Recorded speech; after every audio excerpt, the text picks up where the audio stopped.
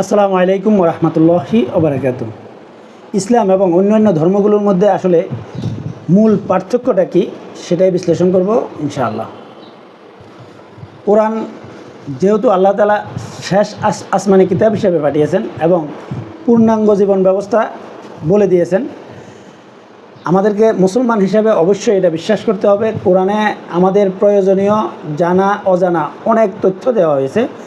ঠিক কোরআন আমাদেরকে যে তথ্যগুলো দেওয়া প্রয়োজন প্রতিটা তথ্যই আমাদেরকে দিয়েছে। আমি আপনাদেরকে কোরআন অনুযায়ী আমি ব্যাখ্যা করার চেষ্টা করব ইসলাম এবং অন্য ধর্মগুলো আসলে ব্যবধানটা কী বা পার্থক্যটা কী সেটা কোরআন দিয়েই আপনাদেরকে বলার চেষ্টা করব ইনশাআল্লাহ। কোরআনে আল্লাহ তাআলা স্পষ্ট ভাষায় বলেছেন যে তিনি অসংখ্য নবী এবং রাসূল প্রেরণ করেছেন। কতজন পাঠিয়েছেন সেটা উল্লেখ করেননি। কোরআনে মোট 25 জন নবীর নাম এসেছে এবং আমাদের বর্তমান সমাজে যে প্রচলিত যে ধর্মগুলো রয়েছে, যেমন হিন্দু, বৌদ্ধ, খ্রিস্টান, ইহুদি, প্রধান যেগুলো এগুলোই বললাম, আরও ছোটোখাটো অনেক ধর্ম রয়েছে। এই ধর্মগুলো নিশ্চিতভাবে এটাই প্রমাণ করে কোরআনের ভাষা অনুযায়ী কোনো না কোনো নবীর আমল থেকেই এই ধর্মগুলো তৈরি। এবার আমাদেরকে বুঝতে হবে যে যেহেতু কোনো না কোনো নবীর থেকেই এই ধর্মগুলো তৈরি, তাহলে এমনকি প্রতিটা ধর্ম যেহেতু আল্লাহ তাআলাই পাঠিয়েছেন এবং প্রত্যেকটা নবী এবং কিতাবগুলো আল্লাহ তাআলা পাঠিয়েছেন, তাহলে ইসলাম এবং অন্য ধর্মগুলোর মধ্যে পার্থক্যটা কেন হবে? সবগুলোই আল্লাহ তাআলার থেকে এসেছে এবং আল্লাহ তাআলার বিধানেই সবগুলো ধর্মই। আসলে ইসলাম এবং অন্য ধর্মগুলোর মধ্যে আসলে কোনো পার্থক্যই নেই। প্রতিটা ধর্ম এবং প্রতিটা নবী একমাত্র লা ইলাহা ইল্লাল্লাহর দাওয়াতটাই দিয়েছেন। প্রত্যেকটা নবী এবং প্রত্যেকটা ধর্মই লা ইলাহা ইল্লাল্লাহর দাওয়াতটা দিয়েছেন। এমনকি এর উপরে যারা প্রতিষ্ঠিত আছে প্রত্যেকেই হচ্ছে মুসলিম।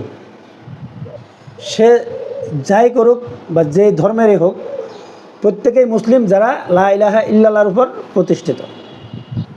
এবার বলতে পারেন যদি প্রত্যেকেই মুসলিম হয় তাহলে ইসলাম ছাড়া আর বাকি ধর্মগুলো কেন বাতিল?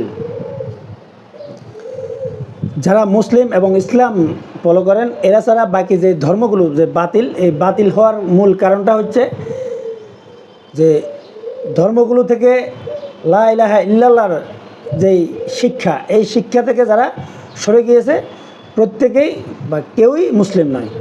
যেমন আমাদের মধ্যে অনেক মুসলমানকে পাবেন যারা এই মুসলমান নাম দিয়ে চলেন এবং তাদের নাম মুসলমান এবং আমাদের সাথে নামাজও পড়েন, কিন্তু তারা মুসলিম নয়। আমাদের মুসলমানদের মধ্যে এমন অনেকগুলো শ্রেণী পাবেন, এটা আমার নিজের চোখে দেখা এবং না জেনে বলছি না, যারা বলে আমাদেরকে বাবাই খাওয়ায়, বাবাই পড়ায়, বাবাই সব কিছু করে। এরকম একটা গোষ্ঠীও রয়েছে আমাদের মুসলমানদের মধ্যে। তাহলে তারা কি আসলে ইসলামের উপর প্রতিষ্ঠিত, লা ইলাহা ইল্লাল্লাহর উপর প্রতিষ্ঠিত? নিশ্চয় না। তারাও কখনো মুসলিম নয়। তারা মুসলিমের সন্তান হতে পারে, তার বাবা যদি লা ইলাহা ইল্লাল্লাহর উপর প্রতিষ্ঠিত থাকে সে মুসলিমের সন্তান হতে পারে, কিন্তু মুসলিম নয়। এখন আসি মূল আলোচনায়। আসলে ইসলাম এবং অন্য ধর্মগুলোর মধ্যে মূল পার্থক্যটা আসলে কি? এখানে অন্য ধর্মগুলোর সাথে পার্থক্য হচ্ছে তারা তাদের নবীর আমল থেকে বা তাদের যে গ্রন্থগুলো রয়েছে এই গ্রন্থগুলোকে তারা বিকৃত করেছে। বিকৃতগুলো এমনভাবে করেছে যে তারা পুরো ধর্ম বইটা পাল্টে দিয়েছে। যেমন খ্রিস্টানদের যে বাইবেল, এই বাইবেলটা নিউ টেস্টামেন্ট বা ওল্ড টেস্টামেন্ট এই দুটো জিনিসেই নিজেদের রচনা করা। মানে তাদের পূর্বের যেই কিতাবগুলো ছিল সেই কিতাবকে সংস্কার করে ওল্ড টেস্টামেন্ট তৈরি করা হয়েছে। এখন ওল্ড টেস্টামেন্টকে আবার সংস্কার করে নিউ টেস্টামেন্ট তৈরি করা হয়েছে। তার মধ্যে মানে হচ্ছে যে আল্লাহ তাআলা যে বিধানটা দিয়েছে এই বিধান থেকে তারা সরে যাওয়ার কারণেই তারা মুসলমান থেকে খারিজ হয়ে গেছে। যদি তাদের সেই বিধানটা যদি তারা রাখতো তাহলে তারা অবশ্যই মুসলিম হয়ে যেত। কারণ তাদের এই বাইবেলে উল্লেখ করাই আছে যে একজন শেষ নবী আসবে এবং সেটা আসার সাথে সাথে আমাদের সহ আমার পূর্ববর্তী যে নবীরা ছিল প্রত্যেকেই বাতিল হয়ে যাবে। তার মধ্যে আল্লাহ তাআলার যেই রসুলরা যে দাওয়াত দিয়ে গিয়েছেন বা যেভাবে প্রচার করে গিয়েছেন সেটা থেকে তারা বিচ্যুত হওয়ার কারণেই তারা মুসলিম থেকে খারিজ হয়ে গেছে। মুদ্রা কথা হচ্ছে ইসলাম এবং অন্য ধর্মগুলোর মধ্যে কোনো পার্থক্য নেই। পার্থক্য হচ্ছে তারা এটা বিকৃত করার কারণেই পার্থক্যটা তৈরি হয়েছে। এমনকি পূর্ববর্তী যেই ধর্মগুলো রয়েছিল এই ধর্মগুলো বিভিন্ন গোষ্ঠীকেন্দ্রিক ছিল, ব্যক্তিকেন্দ্রিক গোষ্ঠীকেন্দ্রিক ছিল, কিন্তু সেটা সবার জন্য প্রযোজ্য ছিল না। যেমন যেই গোষ্ঠীতে যেই নবী গিয়েছিলেন ঠিক একই সময় অন্য গোত্রে অন্য নবীও পাঠিয়েছেন। তার মানে হচ্ছে এই নবী এই গোত্রের জন্য, অন্য নবী অন্য গোত্রের জন্য। কোনো নবী এক গোত্রের দাওয়াত অন্য গোত্রে দেননি, তাকে যে দায়িত্বটা দেওয়া হয়েছে ওনারা শুধু সেই দায়িত্বগুলোই পালন করেছেন।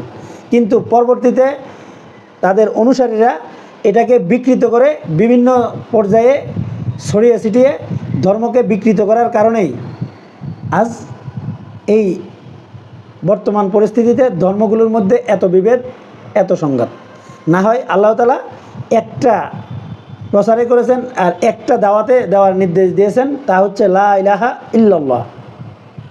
আমার এই চ্যানেলে আমি কথা বলার উদ্দেশ্যটাই হচ্ছে এটা, যে আমরা আসলে ইসলামকে বুঝে পালন করছি তো, এবং সচরাচর আমরা ইসলাম সম্পর্কে যেই জিনিসগুলো মানি এবং আমল করি এটা আসলে ইসলাম সম্মত তো, এবং আমরা আমাদের নিজেদের মতো করে ব্যাখ্যা করে নিজেরাই যদি ইসলাম পালন করি তাহলে আমরা মুসলিম থাকবো তো।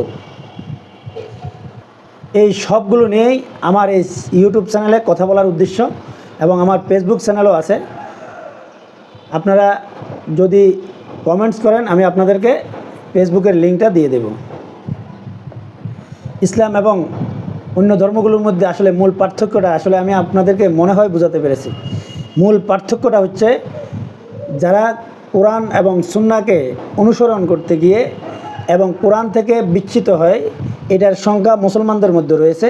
ঠিক অন্য ধর্মগুলোও ঠিক এভাবেই বিকৃত করা হচ্ছে, এবং বিকৃত ইসলামকে আমল করতে গিয়েই তারা অন্য ধর্মাবলম্বী হয়ে গেছে। আসলে মূল কথা হচ্ছে পৃথিবীতে ইসলাম ছাড়া আর অন্য কোনো ধর্মর অস্তিত্বও নেই। আর যেই ধর্মগুলো তারা বানিয়েছে এগুলো তাদের বিকৃত মন গড়া ধর্ম বানিয়েছে।